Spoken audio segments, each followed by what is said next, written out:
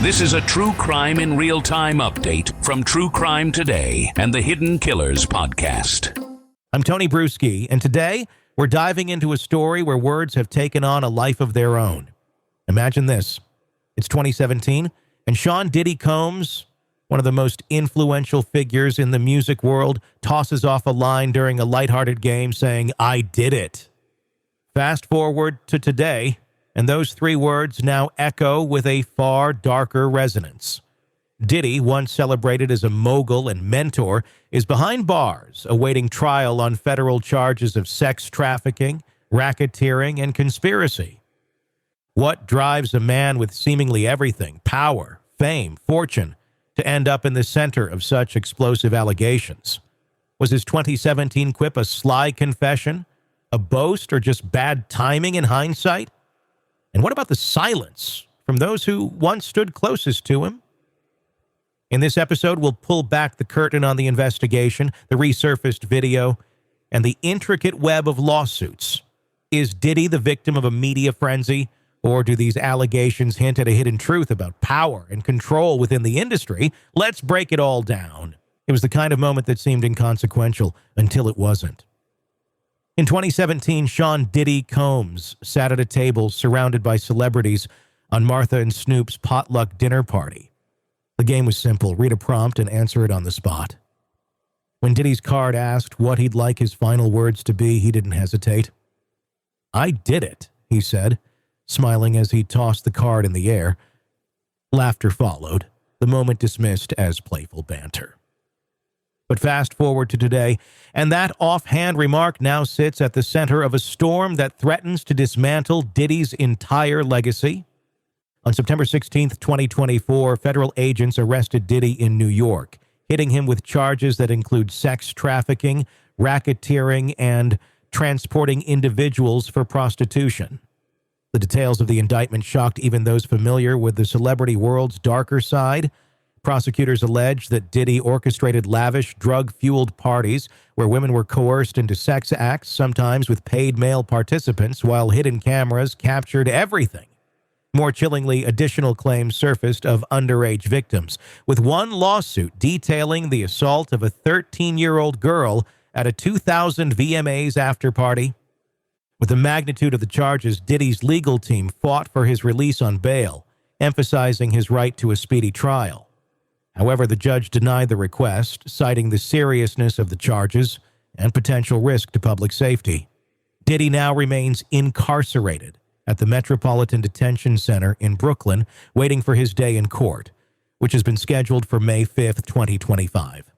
The arrest didn't just make headlines, it reignited public interest in every facet of Diddy's life. And when the 2017 clip of him saying, "I did it," resurfaced online, it spread like wildfire, sparking new conversations and speculation. Social media lit up with interpretations. Was it an accidental confession, a reflection of his achievements, or just a line taken wildly out of context? The fact that Usher, seated next to Diddy in the video, looked visibly uncomfortable only added to the intrigue. Public reactions to the clip varied. Some viewers joked that the moment aged badly, while others saw it as a disturbing revelation. "He did it all right," one comment read. Another fan remarked, "This didn't age well." Others argued the statement referred to Diddy's success in the music industry, not the crimes he now faces. Diddy's spokesperson quickly issued a response insisting the video was being taken out of context and warning against drawing false conclusions. But by then, it was too late. The video became ammunition in a broader debate over power, fame, and accountability. Adding fuel to the fire were additional allegations. Over 120 lawsuits have been filed against Diddy, many involving former acquaintances and partygoers. Allegations range from drugging victims to violence and coercion. The stories paint a picture of a man who used his influence not just to build an empire, but allegedly to exploit those within his orbit. Some plaintiffs claim they were pressured to stay silent, fearing that speaking out would destroy their careers. One of the most explosive allegations involved Cassie Ventura, Diddy's former girlfriend, who filed a lawsuit in November 2023, accusing him of rape and prolonged abuse. Though the lawsuit was quickly settled, the damage was done. A 2016 video showing Diddy physically assaulting Cassie at a hotel only deepened public skepticism. For many, the settlement raised more questions than answers. Was it an attempt to buy silence or a genuine resolution? 50 Cent, longtime critic and rival of Diddy, did not hesitate to stoke the flames.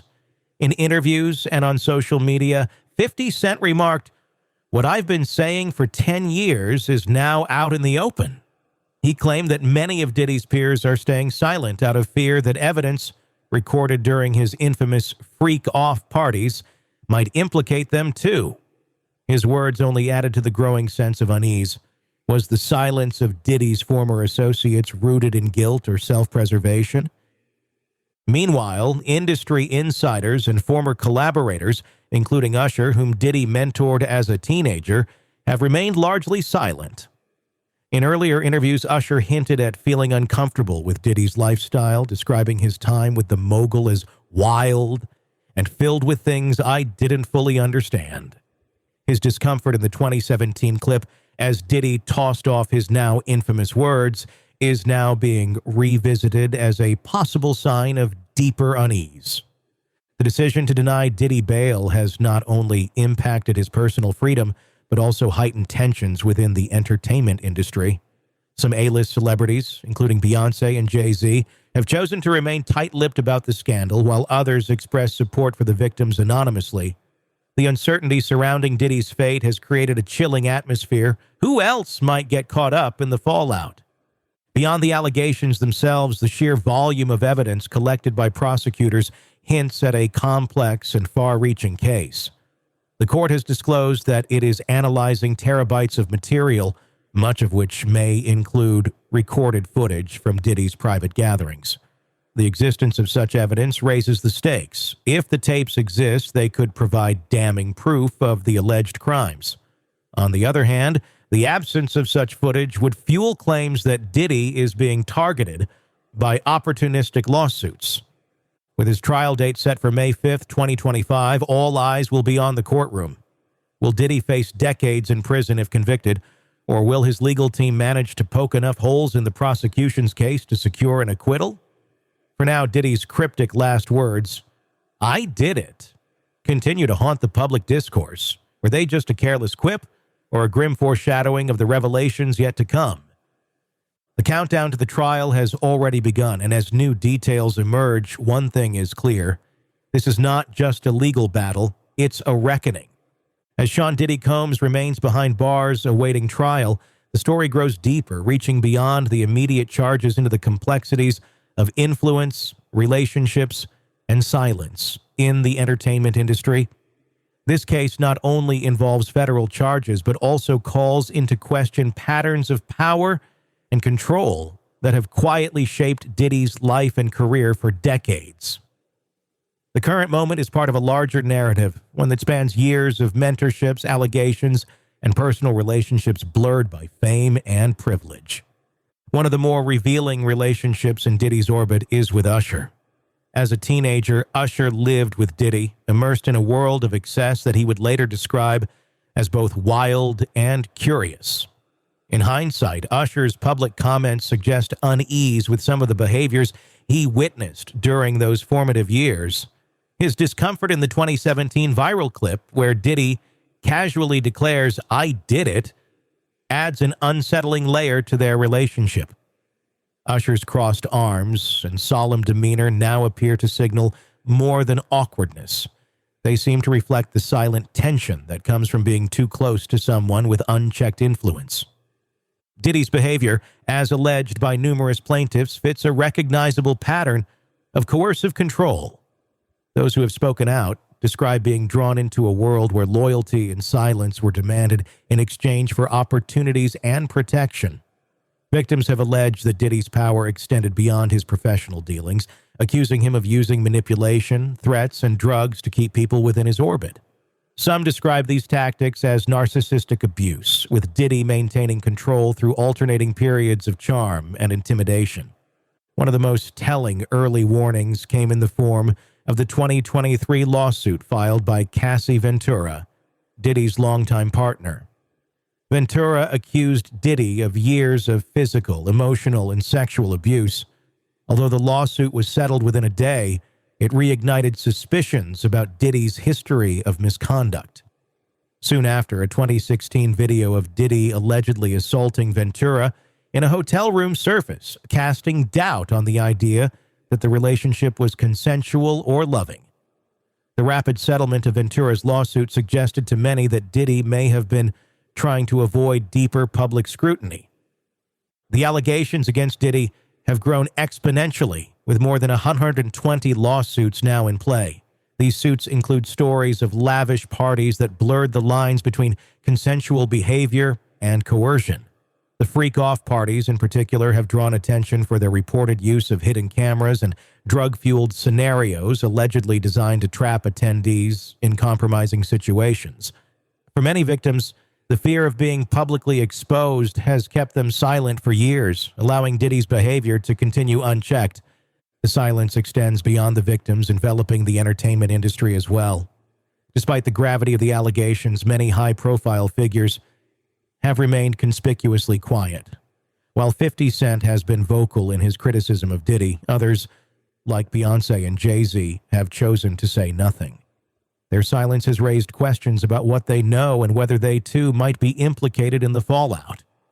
This unspoken fear of being dragged into the scandal reflects the culture of complicity that has long shielded powerful figures in entertainment from accountability. The sheer amount of evidence prosecutors claim to have, terabytes of recordings and digital material, has added a new dimension to the case. Much of the content reportedly comes from Diddy's private gatherings, where hidden cameras were allegedly used to document interactions without the participants' consent. If these recordings are as incriminating as prosecutors suggest, they could provide damning evidence at trial. On the other hand, if no such footage exists, the absence will raise questions about the validity of some claims and whether the case is being fueled by opportunistic lawsuits. For Diddy, the trial set for May 5th, 2025, represents more than just a legal battle. It is a reckoning with his legacy. His entire career, built on the foundations of influence and charisma, now faces the possibility of being dismantled in the courtroom. If found guilty, Diddy could spend decades in prison, a fall from grace that would leave an indelible mark on the music industry. Even if he is acquitted, the sheer weight of the allegations has already shifted public perception, raising difficult questions about the cost of celebrity and the power dynamics that have long gone unchecked. This case also holds significant implications for the entertainment industry at large. The outcome could set a precedent for how similar allegations are handled in the future, either opening the door for more victims to come forward or discouraging them if the verdict favors Diddy. It serves as a reminder that fame and influence are not immune to accountability, and that the time for silence, for both victims and enablers, may finally be coming to an end. As the trial approaches, Diddy's offhand remark from 2017, "I did it," continues to reverberate. Whether it was meant as a boast about his career or holds deeper meaning, the public has already drawn its own conclusions. His words, once playful, now hang ominously over the case, a haunting reminder that the truth, in whatever form it takes, will soon be revealed. Sometimes a person's legacy comes down to a moment, a statement they might have tossed off without a second thought. For Sean Diddy Combs, that moment is the haunting line. "I did it." What began as a playful response during a lighthearted game has now become a symbol of something much darker. Was it just a joke, a reflection on his career, or an eerie foreshadowing of the storm that would come years later? This case isn't just about Diddy. It's about power, how easily it can corrupt and how deeply it can influence those caught in its orbit. For years, Diddy stood at the pinnacle of the music industry, shaping careers and commanding respect. But what we're seeing now is the other side of that influence: allegations of coercion, abuse, manipulation, and the silencing of victims. The trial ahead will force us to confront some uncomfortable truths, not just about Diddy, but about an industry that often protects the powerful while neglecting the vulnerable. The sheer number of lawsuits, more than 120, and the chilling details they contain make it clear that the stakes are higher than just a celebrity scandal. It's a reckoning. A man once celebrated as a visionary mogul now faces accusations of heinous crimes, including sex trafficking, racketeering, and transporting individuals for prostitution. Whether Diddy is found guilty or innocent, the damage to his reputation is already done. His public image, carefully curated over decades, now lies in tatters, replaced by the weight of public suspicion and unanswered questions. But what about those who stayed silent? Silence can be as damning as words. Usher's quiet discomfort in the 2017 video, Beyoncé and Jay-Z's refusal to comment, and the broader industry's reluctance to acknowledge the allegations against Diddy, these are all part of a troubling pattern. A pattern where loyalty to power trumps accountability. And the question remains, how much did they know, and for how long? The evidence prosecutors claim to have, terabytes of footage from Diddy's private gatherings, could be the key to unlocking the truth. If the recordings show what prosecutors suggest, Diddy's case will become a textbook example of power and exploitation finally being exposed. But if the evidence falls short, it will raise doubts about the motivations behind the lawsuits, leaving us to wonder if Diddy is being unfairly targeted. Either way, this trial is more than just a legal matter. It's a cultural moment, forcing us to ask who we elevate and why we tolerate so much for so long. At its heart, this is a story about trust in people and systems, and in the stories we tell ourselves about those we admire. What happens when that trust is shattered? When the person you thought was a mentor turns out to be something much darker? The trial, set for May 5th, 2025, will be the beginning of the end of this saga. The truth will finally emerge, whether through testimony, recordings, or the voices of those who have been silent for too long. And no matter the outcome, the industry will have to face the fallout. Will this be a turning point where accountability finally catches up with fame? Or will it be another story lost to time, buried under settlements and silence? I'm Tony Bruschi. If you want to stay up to date on this case and the others we cover, be sure to subscribe. Because the truth, in stories like this, is only the beginning.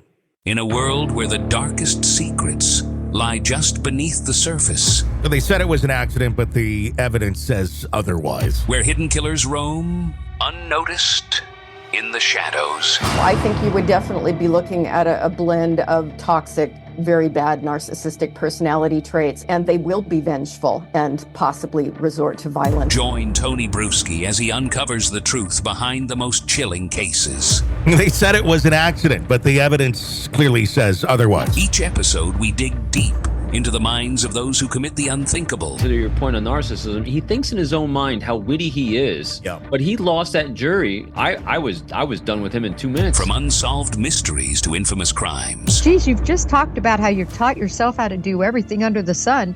I bet you did a YouTube video, how to best kill somebody with a knife. Hidden Killers with Tony Bruschi takes you where few dare to go. How does someone with such a dark secret go unnoticed for so long? With multiple new episodes every single day. We're not just telling stories, we're seeking justice. Listen now on Apple Podcasts or wherever you get your podcasts. Just search for Hidden Killers with Tony Bruschi.